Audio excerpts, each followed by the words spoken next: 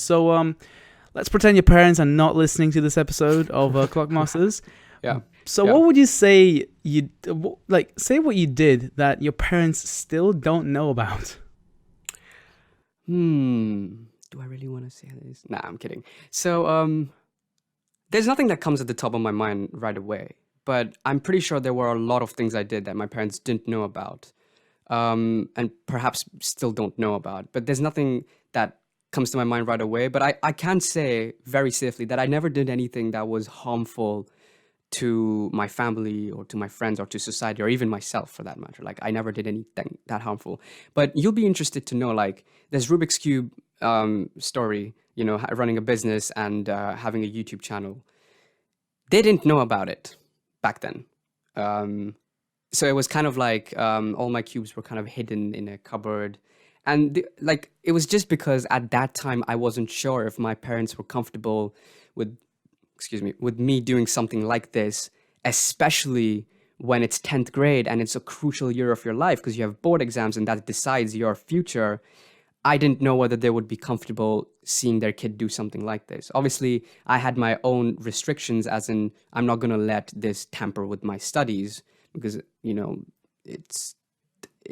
as much as I don't believe in the education system, I mean, I do, but like not to that extent. Like I think there are flaws, especially when it comes to grades and marks. I still have a small part of me that thinks we should do it anyway, but not while you're sacrificing everything else. Yes. Yes. So we can cross out the math here, but running a Rubik's Cube ring is it's quite up there, you know. It's definitely not the worst crime, but I hope your parents aren't listening to this and you know, find out that you have a whole Rubik's Cube business running out of your cupboard. Wow. So you mentioned a lot about Charterhouse, and I just want to know about your education. So just a quick fire. What was your favorite lesson in prep school and why? So sorry, what exactly is prep school? I have a different. Well, prep school is using American terms by a UK person. It's I think it's between year 4 and year 8. I'm definitely going to be corrected on this by literally everyone, but I think it's between year 4 and year 8. I think it would be art. I know people would not be expecting me to say that, but I think it's art because I remember when I was in Dubai and I used to go to the school called the Millennium School. That was all I was looking forward to, the art class, because as a kid, I loved drawing. I have over like 50 art books or something. I loved drawing, I loved coloring and all that kind of stuff. And I remember at that time, Faber-Castell, is that how you pronounce it? Faber-Castell? Faber-Castell? The company? Yeah, Faber-Castell. I'm going to assume that you said it right. So they had come out with this new pencil color, which like, so you would first color something and then you have a paintbrush and then you drop, you have some small amount of water and you just kind of go over it and it turns into watercolor. And that just blew my mind. And I was just like, I need this. So I would always be looking forward to art class. I just loved drawing this. I used to draw Ben 10, Naruto, all that kind of stuff. Remember Ben 10? So that's where the love for the Naruto comes from, the art class. That's where it all began. Well, not really, but similar. Yeah, parallelly, yes. Well, I mean, I hope that you did find the use for that white Crayola because I have about 15 in my cupboard and I don't know how to use them. Just go over the clouds again if you mess up.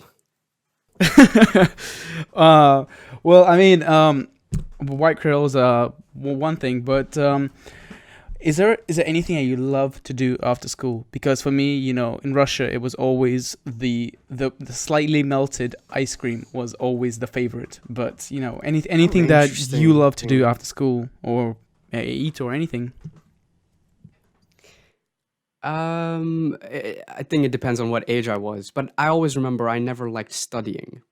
So prep was not a thing. No, because like I think subconsciously I've always kind of known that, you know, like studying for these marks, everybody's doing it. So what's my purpose in this world? You know, like if everybody's doing the same thing, you won't have value for me. So basically something like that. But it actually comes from Naruto. But anyways, so after school, I would say like when I was in Dubai, all I ever wanted to do was just like go, like, and do something interesting, something that makes me happy. I used to love running around, so I just kept running around, as a kid, which was quite annoying to certain people, but that's okay. And then but when I was in India, which is my conscious memory kicks in, like I remember a lot from when I was in India compared to when I was in Dubai. What I used to do was every time I came back from school, I would just go to my room, switch on the computer, put my speakers up, listen to music, and just kind of just lie down, daydream or whatever. I love daydreaming. Even today, 50% of my day is spent daydreaming. I love daydreaming. I think that's called procrastination. That's what I thought too, actually. But then I realized, thinking is so much more important before you do something. Like a lot of people think, because this word procrastination has been thrown around so much, especially when it comes to colleges and a school, that people think they're guilty when they're thinking about something, but it's not. Like all the ideas I get, all the lyrics I write, all the things I ever do first happened in my head, if that makes sense. But anyway, that's a different topic. But I would just say, like, I used to spend time, just looking at articles or doing Rubik's Cube stuff or just cycling. I loved cycling when I was in India, which is quite dangerous, by the way. But yeah, that's pretty much, yeah. But music was key. Music was always there. So, well, you said that your art and music are two favorite things, but coming back to subjects, so you were an aeronautical student, but did any of the subjects that you did at your GCSEs or A levels, do they have anything to do with what you're gonna do now, what you're gonna do later in your life? So, for example, did you need to do physics in your GCSEs, and did you need to know how a flower is built from biology? Would you say that is useful knowledge, or just gonna keep that in the back of your brain? That's a very good question, because as a kid, I always, in India, up until 10th grade, which is equivalent to GCSEs, you're supposed to do all the subjects they give you. So that includes economics, history, geography, all that kind of stuff. And I just really didn't like it back then. Now I was like, I already know what I want to do in the future, and let me just do my physics and maths, basically. But then, now that I look back, I think it was so important, because I have met so many people who know nothing but their subject. So say, for example, there's a really smart guy who has come up with a new invention that might change the world or whatever, but he does not know how to communicate it. To the rest of the world, that's a useless product, if that makes sense, to a certain extreme, right? Well, yeah, absolutely. So, yeah, I mean, till 10th grade, yes. So there might be, nothing comes in the top of my head again, but everything I did has had an impact on what I'm doing or will do. But when it comes to stuff like Imperial is like, okay, you need to be doing maths, you need to be doing physics, and you need to get a certain amount of grade in order for, whatever. So yeah, in that way, A levels, yes. But more than just, academically, what I did in A levels in Charterhouse was maths, further maths, physics, and design and technology. And guess my favorite, it was design and technology, because I was able to combine all the creative stuff of my brain and use maths and physics and combine it with something. So for my design and technology, I made models of an aircraft. So the first year, I manufactured an aircraft that already exists. Second year, I tried to design my own supersonic private jet, and it's still lying there in DT, by the way. If you walk in, it's there. But that basically helped me. I've seen it multiple times, actually. It's truly this amazing model. So for the listeners, it's like, imagine a Concorde, but it looks much cooler, and it's like 16 times the size. So it's like a tiny little piece, but I've seen it, and I've seen your photoshops of it. It is actually incredible. Thank you so much. That means so much to me. But yeah, the whole idea of taking it, because back then, at DT, nobody had ever done anything like this. So, all my teachers were like, you're taking a big risk, you might not pass. And I was like, I'm going to do it anyway, because this is I'm taking a risk, but then I'm going to be taking measured risks, if that makes sense. And so that really helped me. That risk taking, the fact that I did my own research about aircraft before even, joining an aeronautical engineering thing really helped. So yes. So DT really did save your life then? Wow. Absolutely. Yes. I mean, well, you said that you were doing DT, and you're doing aeronautical now. But, when you were doing art and you were listening to that music and, well, procrastinating to put it in simple terms. Mm-hmm. Did you have anything else on your mind that you'd be doing with your life except for engineering and aeronautical? Like what did you dream to be, and is it the same as now? An icon, like a symbol, because I think it possibly originates from the fact that, like, as a kid, I have always been different, but to the people around me, that most of the time meant negative stuff. So in a way, it was just that, like, I never was able to communicate my thoughts, and therefore I was a loser, if that makes sense. And I think that is where so that was my initial driving force, that I wanted to become somebody so high up that people can look up to. Like, I wanted to be a celebrity basically. But, as I grew older, I'm like, okay, if I'm doing that anyway, why not do it for a good purpose?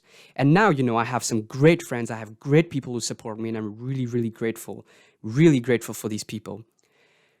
But, they're part of my journey, right? So now if say I do end up as a higher up, as a celebrity or whatever, I want to be someone that people can look up to.